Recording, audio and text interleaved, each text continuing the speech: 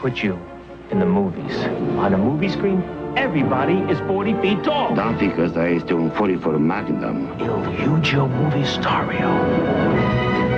Billy Crystal is a Hollywood agent who masterminds the career of a giant talent played by NBA star George Murison in My Giant. It's one of 6 new movies we'll be reviewing this week on Siskel and Ebert. I'm Gene Siskel of the Chicago Tribune. And I'm Roger Ebert of the Chicago Sun-Times. Billy Crystal is one of the funniest actors in the movies right now, and his talent sparkles in the opening scenes of My Giant before the movie slowly but decisively loses its way in the thickets of manufactured sentimentality. He plays a talent agent on location in Romania who was saved from drowning by 2 enormous hands that seemed to belong to God but actually belong to a local giant.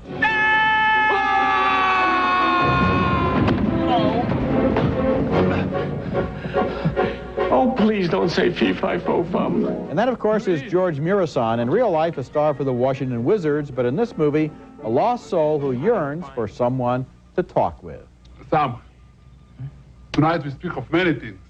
We speak of Mr. William Shakespeare. Shakespeare? You know who he is? Sure.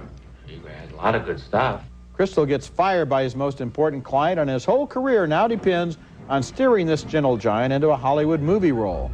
They return to the States where the big guy encourages the little guy to reconcile with his wife. So who's Glenn?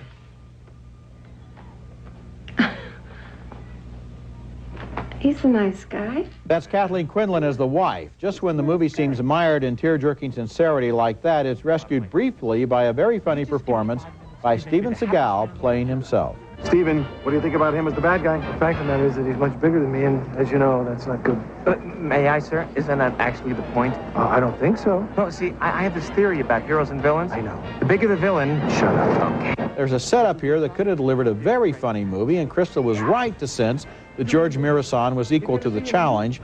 But then My Giant gets all serious and awkwardly heartwarming, and the humor gets misplaced, and it's like they're trying to make some kind of a universal, you know, Chaplin...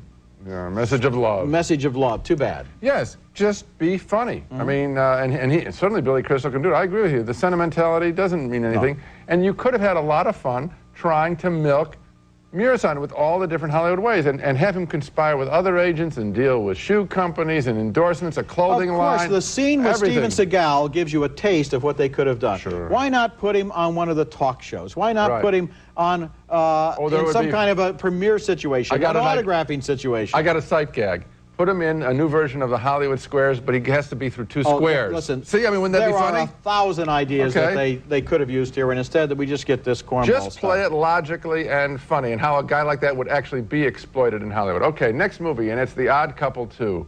And as bad as My Giant is, this is worth, because Odd Couple 2 is a pathetic sequel to a comedy classic, once again starring Walter Matthau as Oscar Madison, the messy one, and Jack Lemmon as Felix Unger, the obsessively neat one. And this whole lifeless project with hoary old jokes plays as a desperate attempt to cash a big paycheck for 2 veteran stars who probably don't need the money. There isn't a witty moment in this script, which was written by the character's creator, Neil Simon.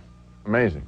Don't you take them with water? What, the local water? Oh, water from around here? Don't you know how many pesticides they have in the local water? Lower your voice, will you? People in here don't know they're going to be dead in a week. I said hoary old jokes. Here's a sample of the film's toilet humor. Open the window, will you? I want to throw the water out. It is open.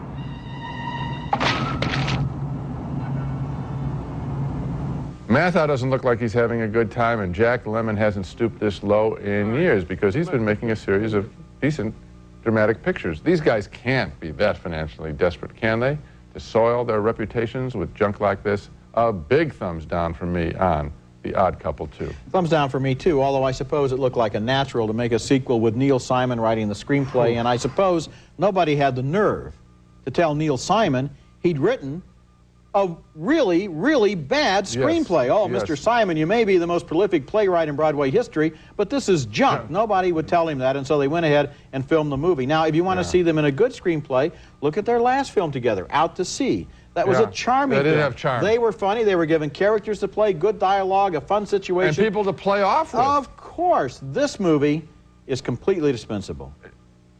I like your use of the word junk better than the word dispensable. Coming up later, a student enters the world of exotic dancing in the Players Club. And coming up next, Nicolas Cage as an angel who falls in love with Meg Ryan in City of Angels. I wait all day just hoping for one more minute with you. I don't even know you. Mr. Messenger? Right now? Yeah. You. Meg Ryan plays a doctor who, after hours at the hospital, encounters a stranger played by Nicolas Cage there, and that's seen from City of Angels. And their conversation is a lot more significant than it seems because the Cage character is an angel. Humans aren't supposed to be able to see him, but she can. And eventually, almost reluctantly, he falls in love with her. He discusses the process here with a fellow angel played by Andre Braugher. That doctor in the operating room, she looked right at me. She didn't see you, Seth. She can't see you. No one can see you unless you want them to. And if I want her to. At first, she has no idea, of course, that he's an angel, even though he tries to tell her. I'm a messenger. Oh. Well, what kind of messenger? Like a bike messenger? No, I'm a messenger of God. Got a message for me? I already gave it to you. Well, did you use my pager? Because I usually don't get my messages unless you beat me. One day, the angel meets a character named Nathaniel Messenger, played by Dennis Franz, who reveals himself as a former angel and describes the process of falling to earth. You take the plunge, the tumble, the dive. You jump off a bridge, you leap out a window, you just make up your mind to do it, and you do it. You wake up all smelly and aching from head to toe and hungrier than you've ever been in your life, only you have no idea what hunger is or any of that stuff, so it's all real confusing and painful, but very, very good. Human. City of Angels, directed by Brad Silberling, is based on the famous 1988 film Wings of Desire by Wim Wenders, which is on many lists of the great films of our time. But despite their similar premises, these films are so different that it would really be unfair to compare them. City of Angels has been spiced up with a more detailed love story, with lots of emergency room drama, and with a surprise ending that doesn't really quite work, but it's a warm, entertaining film with a glowing performance by Meg Ryan. Nicolas Cage is sometimes a little too wet-eyed and self-consciously angelic, I think, but his performance kind of works too. Not a great film, but on its own level, it delivers the goods. Gee, I didn't care for it, Roger, and on this basis, that I didn't buy them as lovers. And I think this picture has to work at that level. In other words, strip away the angel episode, the whole premise. For example, in Ghost, which I think this film is probably closer in spirit to, I felt that Patrick Swayze and Demi Moore had a real relationship, and I wanted, and they were given enough time to have one. Here, I just felt that the gimmick of the angels just dwarfed any relationship between the two of them. I don't think the emphasis here was on a physical relationship, if that's what you mean. I think she says at one point, she says, I just know that I've met this other, I've met the right person. I know that. Well, but she says it, she's good in this movie. Now, come on, Gene. She's a very attractive personality. There's in no this question. film. But she's good as the character. In general, come on. She's good as this character. But, you know, Nicolas Cage is one of our finest actors. Yes, he is. I don't think that this, frankly, now you'd think, she playing an angel is a stretch. No, I don't think that he is as charismatic in this film as he has been playing lots of mortals. Okay, coming up next, the rap star and movie actor Ice Cube makes his film writing and directing debut in the Players Club. Have anybody ever told you you look just like the father from Good Times?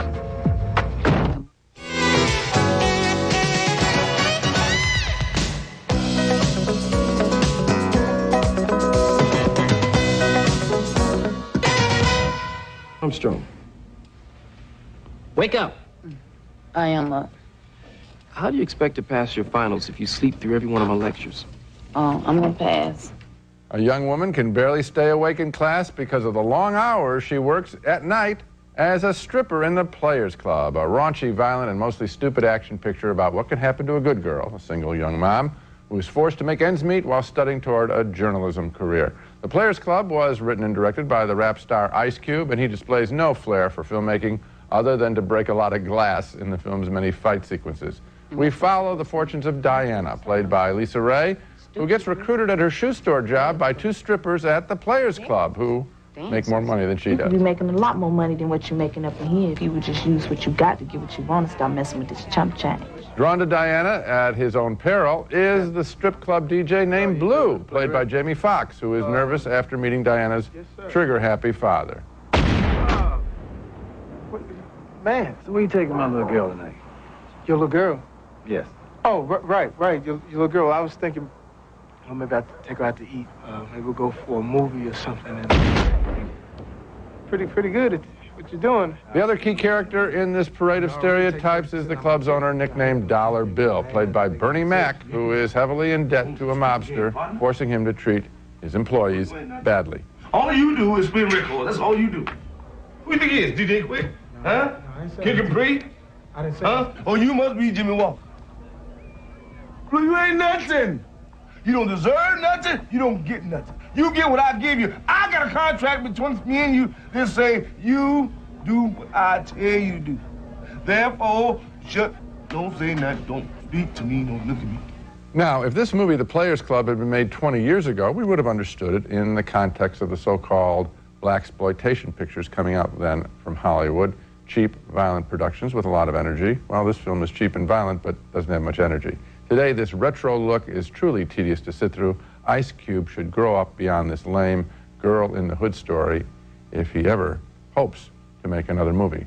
And that's a big if. I don't think you're being fair to the movie, Gene. Oh, really? You liked it? Yes, I did. Wow. I liked it a lot. First of all, look at the characters. Look at Bernie Mac, who plays the nightclub owner. How colorful, how his dialogue, cartoonish.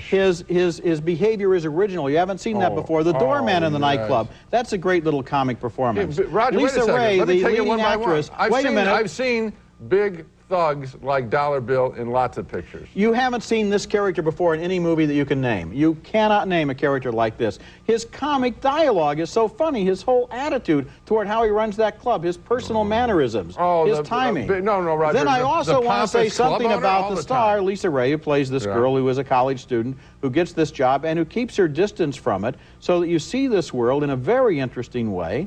Another thing I like, there isn't a single person who dies in this movie. Did you notice that? That nobody dies in the movie? No, I didn't notice that. No, because the interesting thing is it's all about the dynamic of the situation. I was more interested in how empty and cartoonish their lives were as opposed to their deaths or the absence of them. They're not these are characters. You don't think Dollar Bill is a cartoon? People you haven't seen before. You don't think Dollar Bill is a cartoon? I know a cartoon. What do you mean by a cartoon? Oh, you mean you don't know what I mean by a cartoon? I don't know what you mean if you're talking about Dollar Bill. He's an original character, a character role with a character actor in it. A cartoon would be, I would say, something broadly drawn, would be cartoonish. He's very specifically drawn. His dialogue, his mannerisms, his quirks, his behavior. He's no different than a big bouncer, basically. Oh, come on. But he's running the club. Come on. That's not fair. Okay, the film isn't very good. When we come back, the big one, Michael Moore's attack on downsizing in America. You want to shut it off? Yeah, shut it off. What are you doing?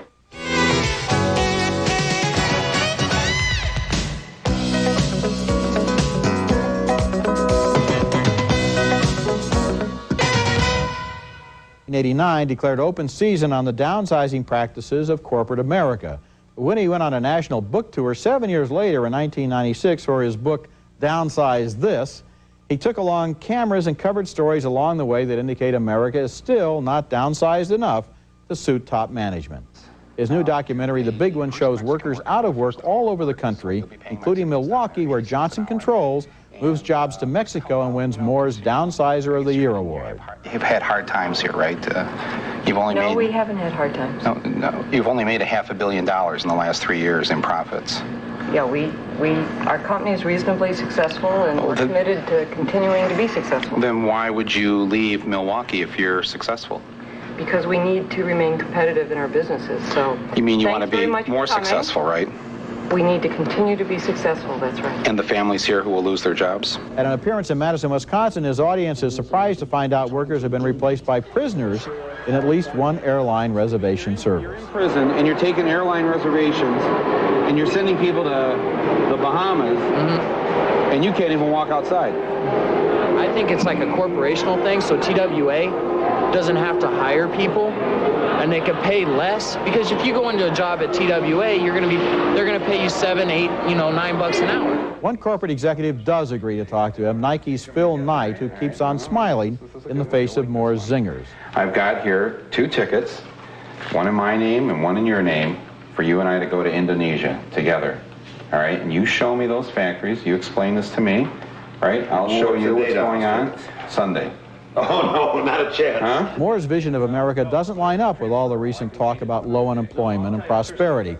He talks to hourly workers who have to hold down 2 or even 3 $5 an hour jobs to make ends meet. The big one is angry and funny and about equal measure, and while it lacks the inspired and savage wit of Roger and me, it's smart and high-spirited. And it's also sincere.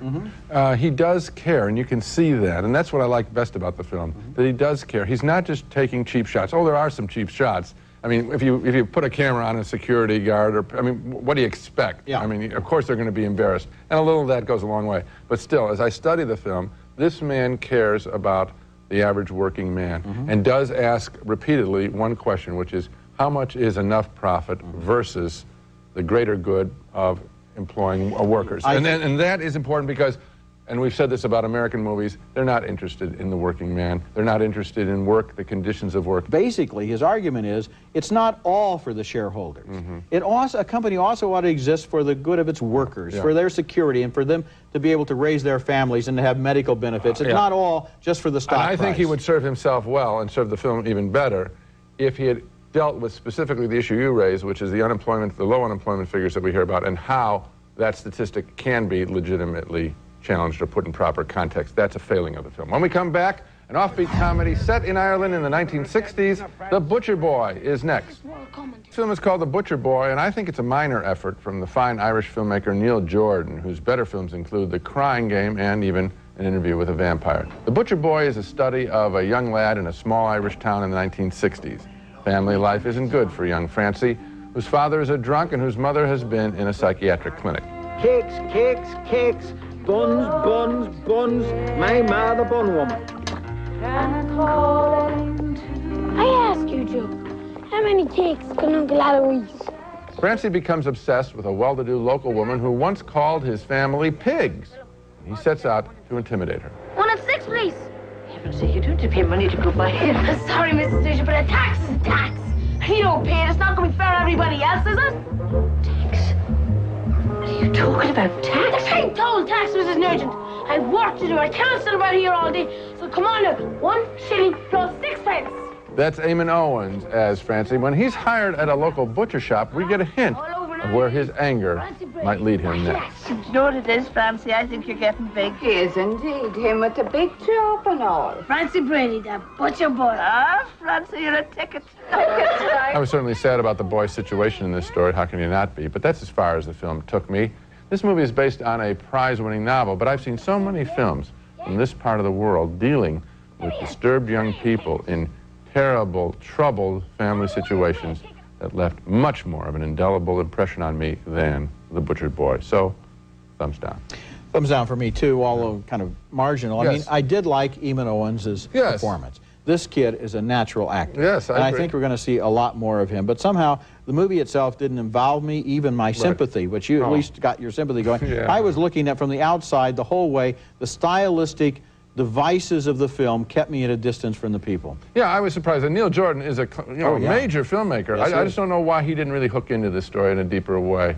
And sometimes he'll use fable and, fanciful sequences. We really didn't get it here. Oh, we had a lot of fanciful sequences here. All the magic realism, the pigs and everything. Yeah, but in previous films, it's always worked so spectacularly. Not this time. No, it doesn't. Now let's recap the movies on this show.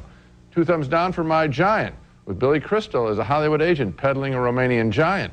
2 thumbs down, way down, for the singularly unfunny, desperate comedy The Odd Couple 2, with Walter Matthau and Jack Lemmon trading heavily on their good names. A split vote on City of Angels, the ghost-like story of Angel Nicolas Cage falling in love with Meg Ryan. I didn't buy them as a couple or the major conceit of the movie. Roger liked it enough, especially Meg Ryan, to recommend it. A major split vote on The Players Club. I thought it was a cheap, violent action picture from first-time director Ice Cube. Roger thought it told a colorful story with colorful characters. 2 marginal thumbs up for the big one, Michael Moore's freewheeling diary of his efforts on behalf of American workers. And finally, 2 thumbs down on The Butcher Boy, the story of an alienated Irish youth. Remember, you can hear our reviews on the web at Siskel-Ebert.com. Next week, we'll be back with reviews of more new movies, including Night Watch, a thriller starring Ewan McGregor, Nick Nolte, and Patricia Arquette, and also The Object of My Affection with Jennifer Aniston falling for the man of her dreams. That's next week, and until then, the balcony is closed.